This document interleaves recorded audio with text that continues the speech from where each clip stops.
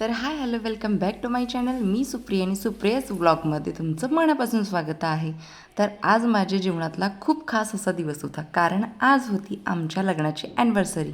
15 वर्ष पूर्ण केलीत आम्ही संसाराची आणि 16व्या वर्षात आमचं पदार्पण झालेलं आहे. जीवनात आम्हाला खूप अडचणी आल्या, काही खूप वाईट प्रसंगही आले, काही चांगले प्रसंगही आले.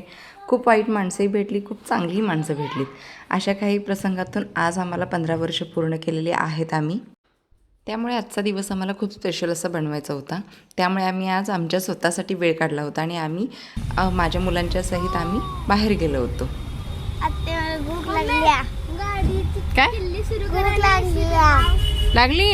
लगेच कोल्हापूरमध्ये आले आले भूक लागली तुम्हाला? कशी लागते तुला भूक?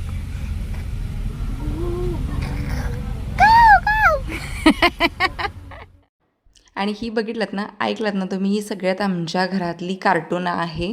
एक नंबर ड्रामेबाज आहे. हिला कोल्हापूरमध्ये एंट्री केली रे केली की हिला रंकाळा दिसला, काही दिसलं की हिला भूक लागायला चालू होते. आम्ही सगळे घरातून जेवूनच गेलो होतो, पण तरीही यांच्या खातर आता परत आम्हाला जेवायला बसावं लागलं. तर माझ्या संसाराला स्वामींचा खूप मोठा आशीर्वाद आहे. त्यामुळे आज मला काहीही करून मला आज स्वामींचा जो चित्रपट आला होता देऊळ बंद 2 तो बघायचा होता. त्यामुळे आम्ही ठरवून आजचा दिवस निवडला होता, का तर ह्याच दिवशी आपल्याला देऊळ बंद बघायचा आहे.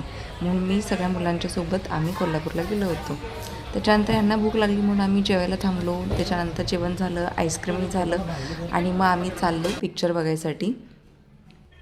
जेवण होईपर्यंत आमचा पिक्चरचा टाईम झाला होता, त्यामुळे आम्ही गडबड करून पिक्चर थिएटरपर्यंत पोचायचं होतं आम्हाला जवळच रिलायन्स मॉलमध्ये जायचं होतं आणि आम्ही तिकडे पटकन पोहोचलो. पिक्चरचे तिकीट वगैरे आम्ही आधीच काढले होते, मगच आम्ही जेवायला गेलो होतो. त्यामुळे आम्हाला पटकन आतमध्ये एंट्री भेटली. तिकडे जाऊन थोडेसे फोटो वगैरे काढली. तोपर्यंत लगेचच पिक्चरला आत जायचं होतं, चालू झाला होता. त्यामुळे आम्ही घाई गडबड केली आणि पिक्चर बघितला. पिक्चर खरंच सांगते एकच नंबर पिक्चर होता. आधीच आम्ही स्वामी वेडे आणि त्यात स्वामींचा असा पिक्चर बघितला की खरंच वाटतं की स्वामी आपल्या आजूबाजूला कुठेतरी आहेतच.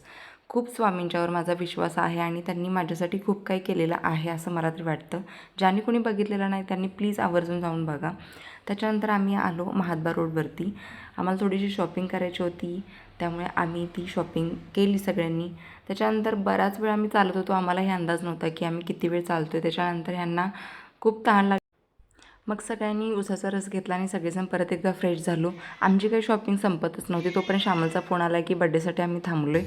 त्यामुळे गडबड 11:30 वाजलेच. गडबड कितीही केली तरी पप्पांचा याच बड्डे होता, त्यामुळे त्यांनाही ऑप्शन करून घेतलं. केक आम्ही छोटासाच मागवला होता. जानूने ऑप्शन केलं, श्यामलनेही ऑप्शन केलं आणि त्याच्यानंतर मग आम्ही केक कटिंग करून घेतला. पप्पांचाही आज वाढदिवस असतो, कारण 1 जून हा सगळ्या बऱ्यापैकी लोकांचा बड्डे असतो. पप्पांचा केक कटिंग झाल्यानंतरही बघा सगळ्यांनी सेलिब्रेट असं केलं. रिया आमची खूप आगाऊ झाल्या. कारण 11:30 पावणे 12 झाले होते आणि आम्ही केक कट करत होतो. एवढा कंटाळा आला होता, पण तरीही आम्ही म्हटलं की चला आता केक कट करायचंच नव्हता आम्हाला आमच्या ॲनिव्हर्सरीचा, कारण आम्ही जेवून खाऊन आलो होतो आणि केक आणि तो आणला की खराब होऊन जाईल म्हणून केक राहू दे म्हटलं होतं आम्ही. पण श्यामलीने राहुलने तो केक घेऊन आलेत आणि आम्ही आमचा केक पावणे 12 वाजता केक कट केला. आमचाही अशा रीतीने ऑप्शन केलं श्यामलने आणि आम्हीही छान असा केक कापून आमची ॲनिव्हर्सरी सेलिब्रेट केली. आजचा दिवस खरंच खूप स्पेशल गेला आमच्यासाठी. खरंच खूप मस्त वाटलं दिवसभरात. तर थँक्यू पूर्ण व्हिडिओ बघितल्याबद्दल. तर भेटू उद्याच्या ब्लॉगमध्ये. तोपर्यंत बाय.